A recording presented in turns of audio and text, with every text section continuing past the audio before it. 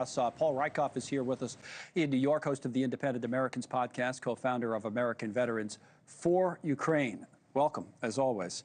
Security guarantees. The idea to me that we're at least having this conversation as opposed to talking about, like on the map here in the tablet in front of me, I have all the land, how we're going to divide up land. Having that first before this seems to be at least a pretty good sign, no? Yes. I think that is an important first step. We've been talking a lot about what Ukraine will give away.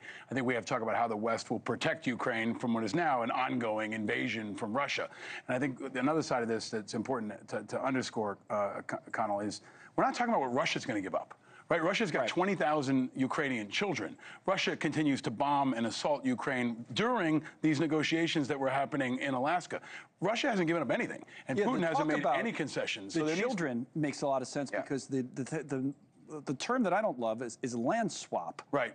Swapping whose land? It's Ukraine's land. Right, and simultaneously... It's not really a swap, it's just a redrawing of lines. And Russia has 20,000 hostages, right? We talk a lot about hostages that are being held in the Middle East and in Gaza, but what about the 20,000 children, Ukrainian children that were snatched from their families and dragged into Russia, continue to be held? That is a priority for the Ukrainian people, and I think an important concession, before we talk about Ukraine giving up anything, Russia's got to give back children, and I think that shifting of the tone is starting to happen. Alaska overall was a good step. I don't like that we rolled out the red carpet for a war criminal and used American troops to do it. I think that was a disgraceful moment for America. But overall, there seems to be steps forward that could lead us towards some progress. They could. And to go back to the earlier point about guaranteeing Ukraine's security, is not a great history on this, is certainly involving Putin and memorandums in places like Budapest, which maybe is on the table this time around as well. People keep talking about a NATO-like guarantee.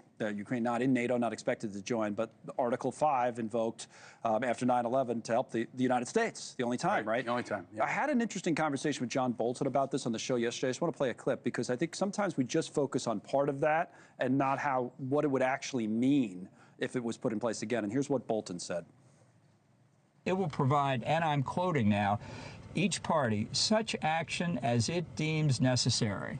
Doesn't say you will fight to defend the other party. It says including military force, but making it clear it's not required, it's permissible. Such action as it deems necessary could include a country writing a letter saying we're very distressed to hear that you've been attacked, and we wish you all the best.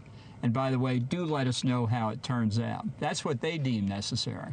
So I thought that was an interesting point. Again, the tablet has it, and people can read along. I said we put it up on the screen, what Article 5 actually says. We always focus on the first part, that an attack against one or more shall be considered an attack against all, right?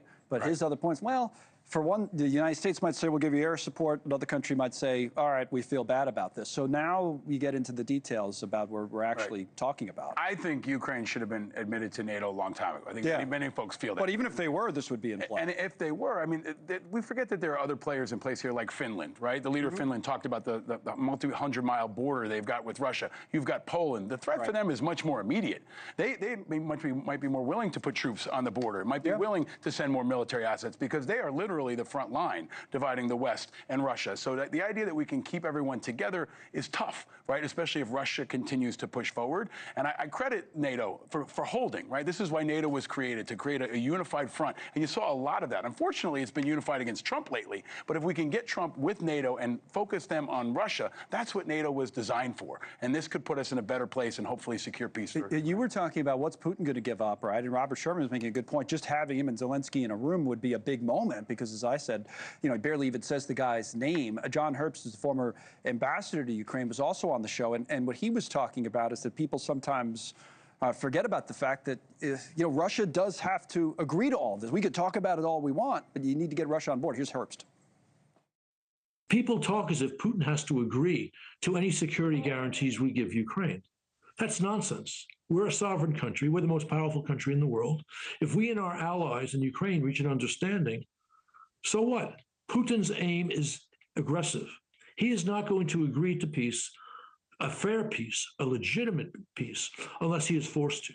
So the first part's get Putin in the room. He does have to agree to that. But to John's point, after that, you know, we got to be tough on him. America didn't used to negotiate with terrorists, Remember that after 9/11? I think many of us feel that Putin is a terrorist. He's a war criminal. He continues to slaughter civilians. Absolutely. So the idea that we can treat him like a normal actor, I think, is overdue for a reset.